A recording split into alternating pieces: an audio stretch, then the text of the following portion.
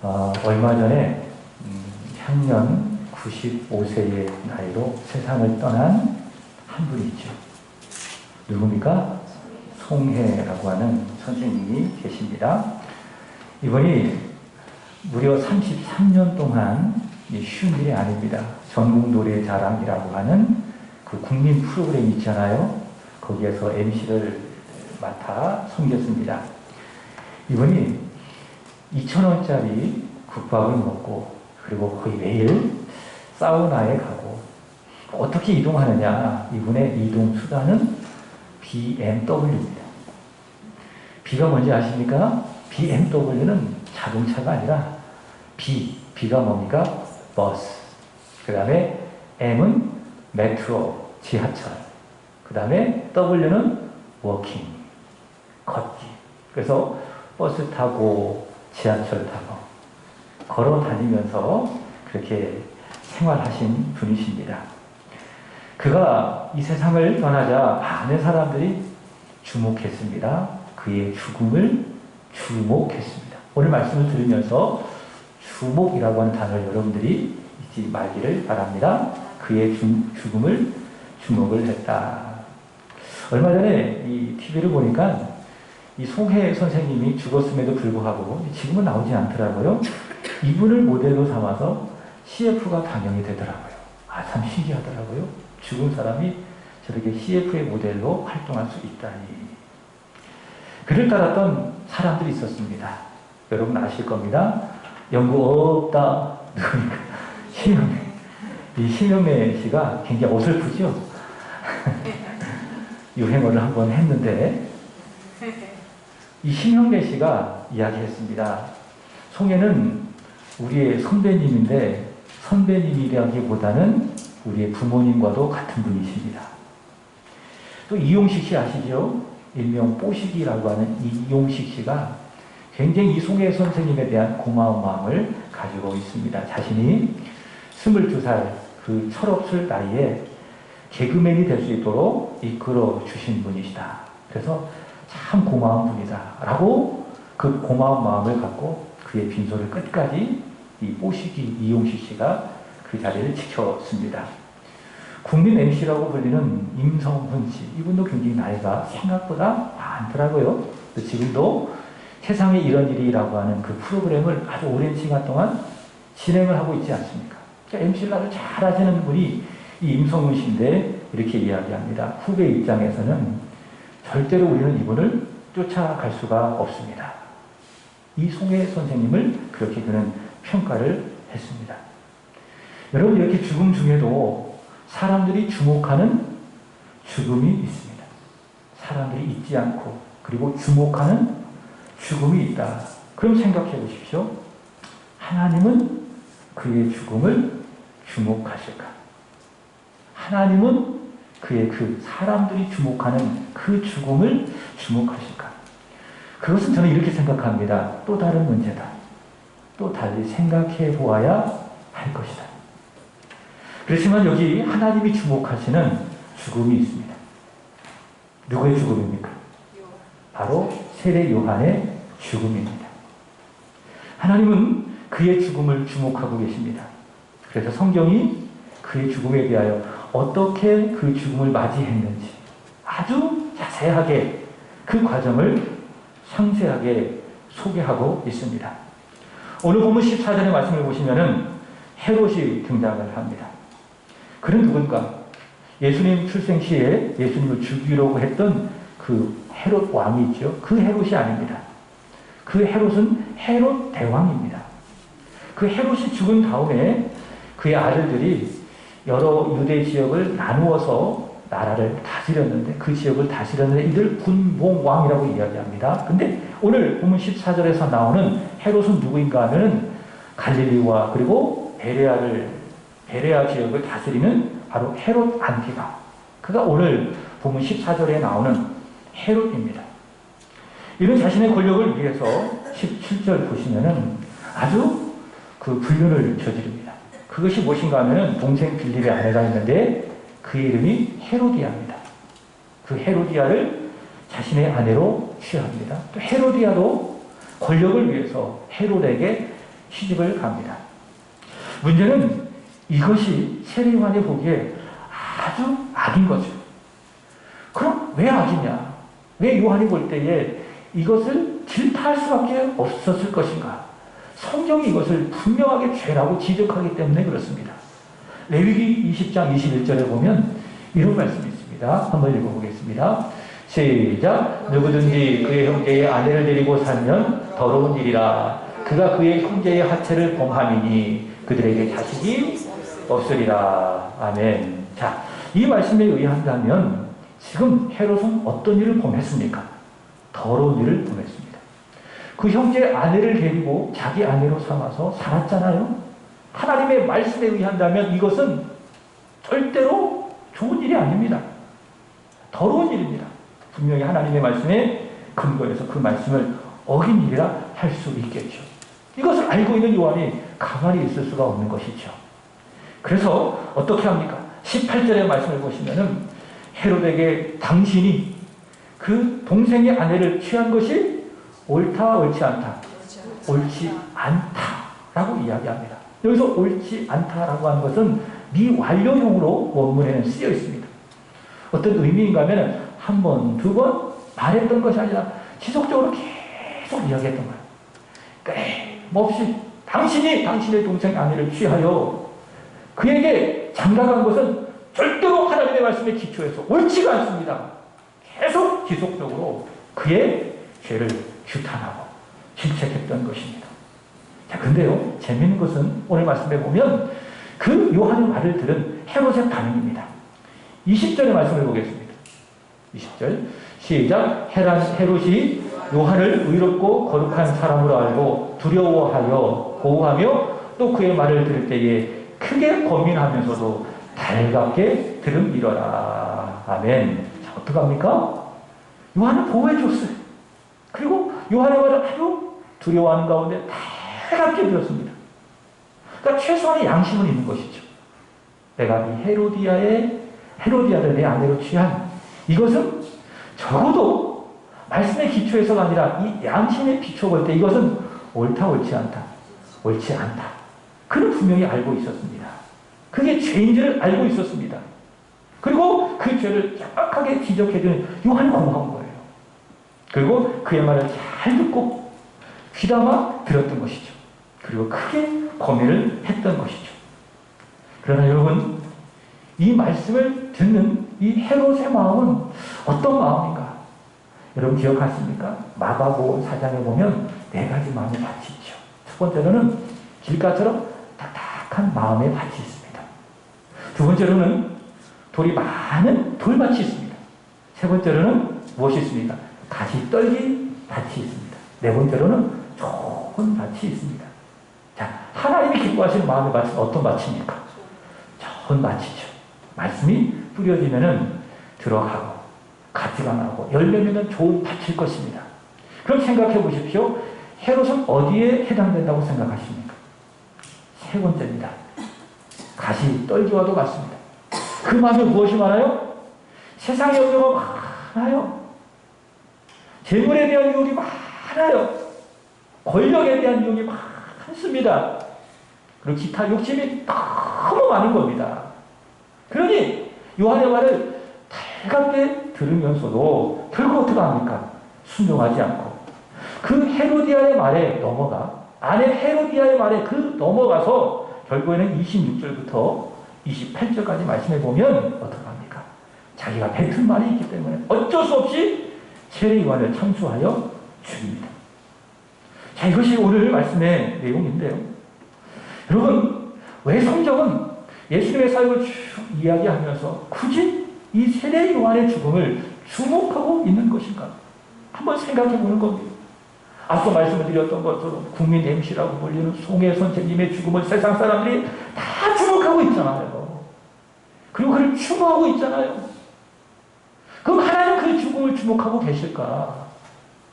또 다른 문제라고 이야기했죠. 근데 분명한 것은 성경은 그런 사람들이 아니라 바로 이 세례 요한의 죽음을 주목하고 있더라. 왜 그럴까? 그 이유를 한번 생각해 보시는 거예요. 여러분, 세례 요한은 어떻게 살았습니까? 무소유로 살았습니다. 그러니까 욕심 없이 살았어요. 광야에서 약대 털옷을 입고 허리에는 가죽띠를 쫙 끼고 음식은 무엇이었습니까? 메뚜기하고 석춤을 먹으면서 아무것도 없이 광야에서 그렇게 청빈한 삶을 살았습니다. 그러니까 통장 하나도 없는 거, 자동차도 없고 아무 소유 없고 그저 광야에서 그렇게 아주 깨끗하고 청결한 삶을 살았어요. 그것 때문일까? 그것 때문에 성경이 요한의 죽음을 주목하고 있는 것일까? 당시 최고의 권력이 누굽니까? 오늘 본문에 나오는 헤롯입니다. 헤롯에 맞서서 이렇게 이야기할 수 있는 사람이 그 당시에 누가 있었겠습니까? 당신이 당신의 동생의 아내를 취한 것이 옳지 않다라고 계속 지속적으로 말할 수 있는 사람이 과연 누가 있겠는가? 그래서 세례 요한은 이야기하는 거예요. 당신은 말씀에 기초해서 옳지 않은 범죄를 행하고 있습니다. 계속 규탄하고 계속 지탄하고 이런 요한의 불의를 참지 못하는 그의 의로 때문일까? 막강한 권력에 앞서서 그렇게 이야기하는 그의 용맹함 때문일까? 물론 그런 것도 있겠죠. 그러나 저는 그렇게 생각하지 않습니다. 부분적으로 그런 원인이 될 수 있겠지만은 그러나 성경이 요한의 죽음을 주목하는 그 이유는 어디에 있을까? 우리 본문 14절이 저는 그 답을 말하고 있다고 봅니다. 우리 14절 보겠습니다. 시작. 이에 예수의 이름이 드러난지라 헤롯 왕이 듣고 이르되 이런 세례 요한이 죽은 자 가운데서 살아났도다. 그러므로 이런 능력이 그 속에서 일어나느니라 하고, 자, 이 말씀 속에 주목할 말씀이 있습니다. 따라서 합니다. 예수의 이름이 드러난지라. 물론 이 말씀은요, 예수님께서 12제자들을 이렇게 부르시고 그들에게 권능을 주셔서 복음을 전하게 하셨습니다. 그래서 그들이 하나님의 나라를 전하는 겁니다. 예수님처럼 회개하라. 하나님의 나라가 가까이 왔느니라. 회개하고 복음을 믿으라. 주님 주신 권능으로 복음을 전하는 겁니다. 그러면서 귀신을 쫓아내기도 하고 많은 병자에게 기름을 발라 고치기도 하고 그러면서 예수를 전하는 겁니다. 복음을 전하는 겁니다. 그랬더니 그 결과가 무엇입니까? 예수의 이름이 드러났다. 사랑하는 여러분, 복음을 선포하시기를 바랍니다. 선포하기만 하면 드러나요. 무엇이 드러납니까? 예수의 이름이 드러나는 것입니다. 반대로 생각해보세요. 왜 내 안에 예수의 이름이 드러나지 않을까? 말씀이 내 안에 안 들어오기 때문에 그런 거예요. 복음이 내 안에 들어오지 않으니 어떻게 예수 이름이 내 안에 드러날 수 있겠습니까? 우리 가정에도 마찬가지입니다. 왜 예수 이름이 드러나지 않습니까? 복음이 없기 때문에, 말씀을 붙드는 내 믿음이 없기 때문에 거기에 예수 이름이 드러나지 않는 것입니다. 말씀을 선포하면 됩니다. 믿고 선포하면 됩니다. 결과 어떻게 됩니까? 예수 이름이 드러나는 것입니다. 예수 이름이 드러난지라. 이것은 제자들이 복음을 전함으로 말미암아 예수 이름이 드러났다라고 하는 그런 의미이지만은 그러나 한 단계 더 나가는 거예요. 오늘 본문의 흐름 속에 보면 세례 요한의 인생, 사명이 무엇인가를 잘 보여주고 있는 말씀이 무엇입니까? 그것이 바로 예수 이름이 드러났다라고 하는 겁니다. 세례 요한의 인생의 목표는 무엇입니까? 그의 사명은 무엇입니까? 예수의 이름을 드러나게 하는 것입니다.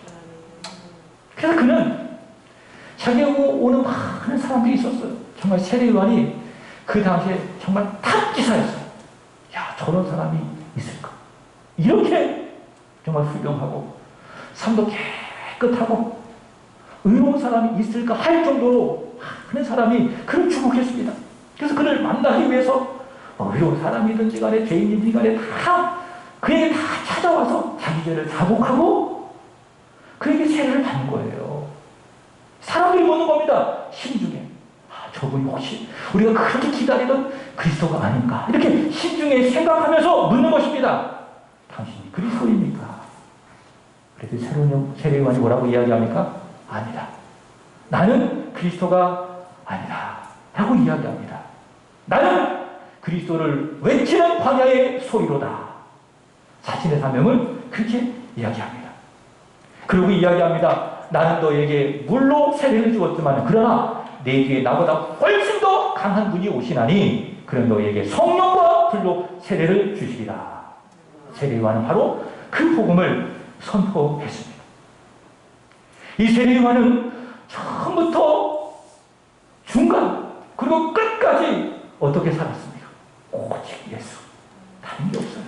오직 예수, 예수의 이름만 드러내는 그런 삶을 살았던 것입니다. 자, 그런 의미에서 오늘 세례요한의 죽음도 마찬가지입니다. 그의 죽음은 어떤 죽음입니까?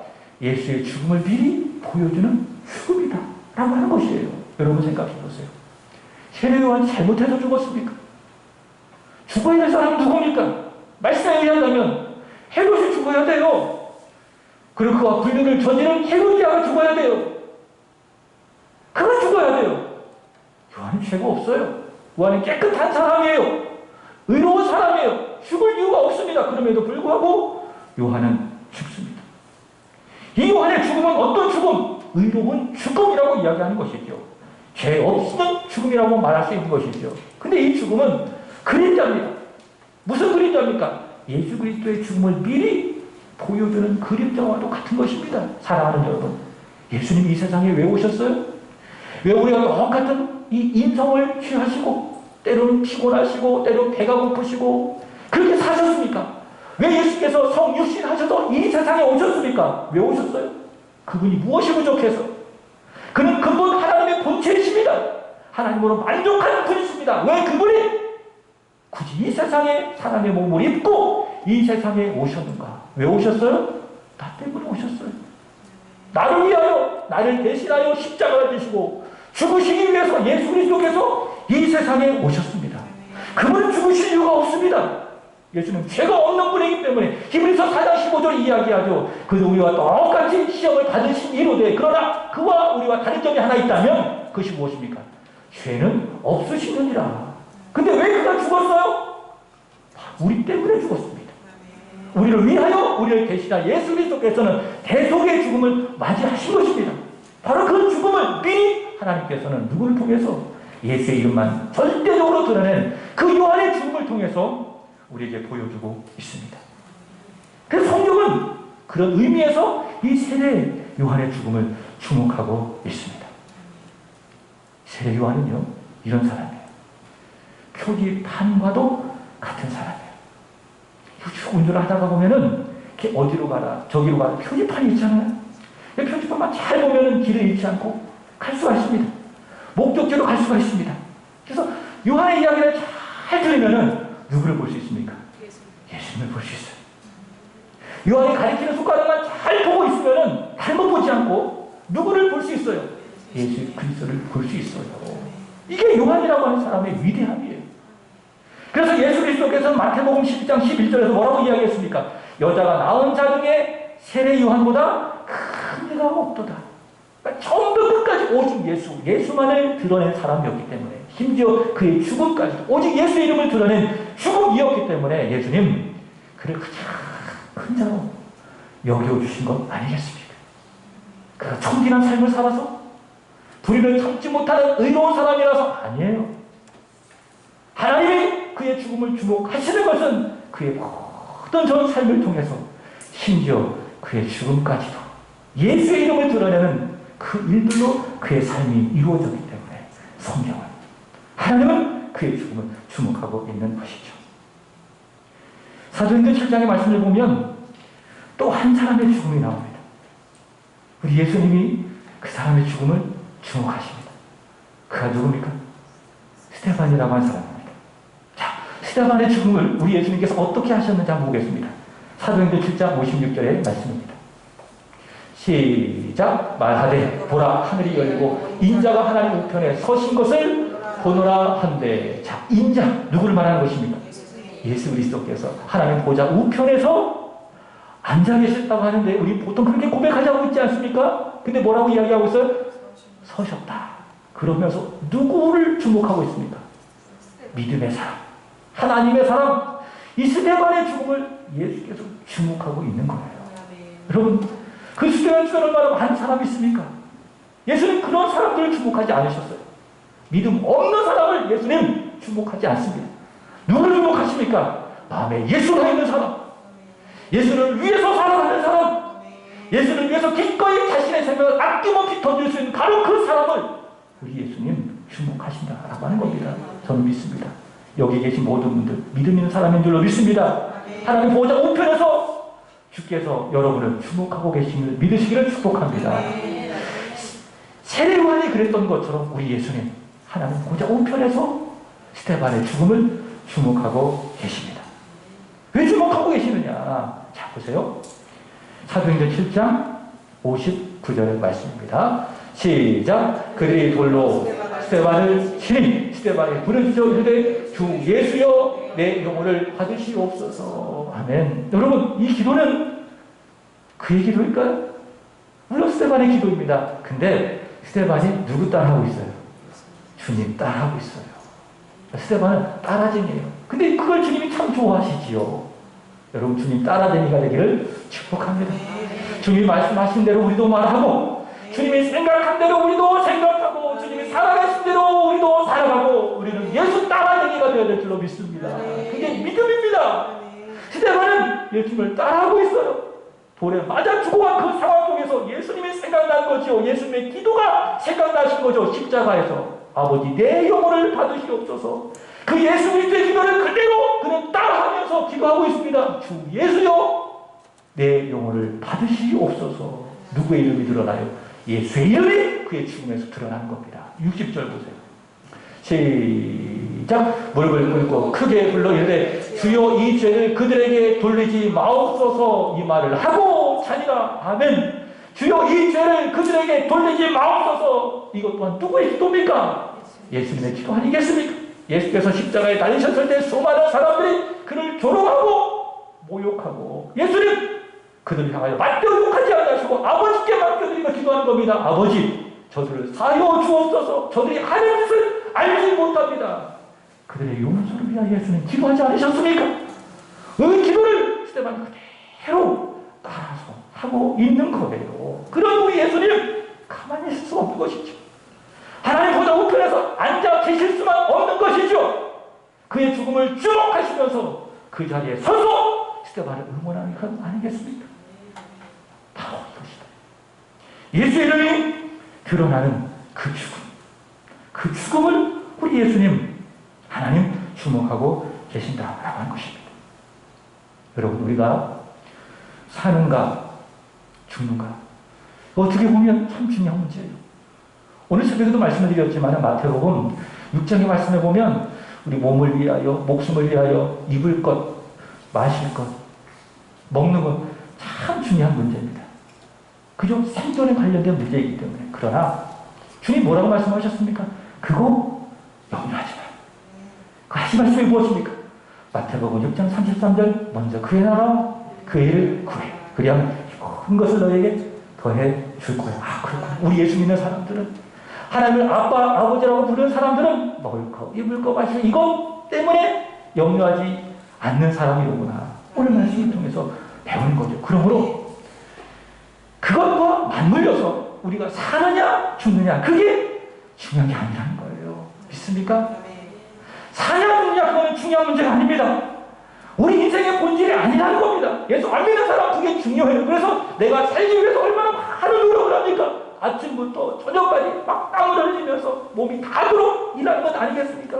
결국 그러다가 건강 잃어버리고 그 건강 찾기 위해서 그렇게 젊은 동안 일했던 그 모든 물질을 다 쏟아붓고 그렇게 살면서 끝나는 것 아니겠습니까? 우리 인생 그렇지 않다는 거예요.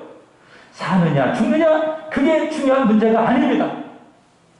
살아도 예수 이름이 드러나게 하는 것입니다. 죽어도 그 죽음을 통해서 예수 이름이 드러나게 하는 것입니다. 그게 내가 사는 목적이에요. 그럼 생각해 보세요. 내가 살아도 내 삶을 통해서 예수 이름이 드러나지 않는다면 그게 뭡니까? 사는 게 아닙니다. 이걸 아셔야 돼요. 믿습니까? 내가 살아도 내 언어를 통해서 예수 이름이 드러나냐?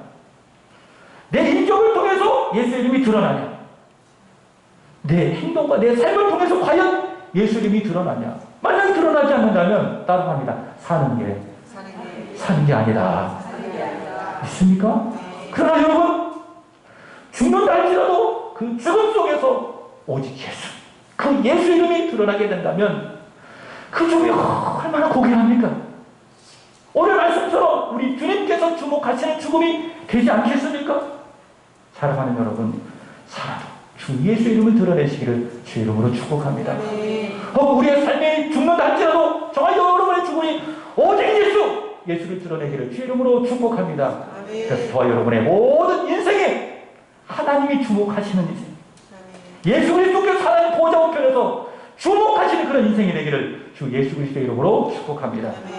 오늘은 주의 몸과 피를 상징하는 떡과 잔을 받음으로 주와 하나가 되어 이 세상 살아도 주를 위하여 죽어도 주를 위하여 살겠습니다 라고 믿음으로 결단하는 성찬식입니다. 이런 성찬식을 통해서 더 마음으로 결단하는 거예요. 아멘. 더 주 예수의 이름을 드러내는 삶을 살겠습니다. 이런 결단이 있기를 주 이름으로 축복합니다. 기도하겠습니다. 하나님 아버지, 무엇을 먹고 무엇을 입고 무엇을 마시고 살아갈까? 하나님, 이방인들처럼 매여 살지 않게 하여 주시고 오직 사나 죽으나 주 예수 이름을 드러내는 인생과 사명 따라 살아가게 하여 주시기를 원합니다. 참으로 우리 예수님이 주목하시는 복된 인생을 살아가게 하여 주시옵소서. 오늘 성찬을 통해서 이 사명을 다시금 확인하고 성령으로 감당하리라 다짐하고 결단하게 하여 주옵소서. 감사하며 구주 예수 그리스도 이름으로 기도합니다. 아멘.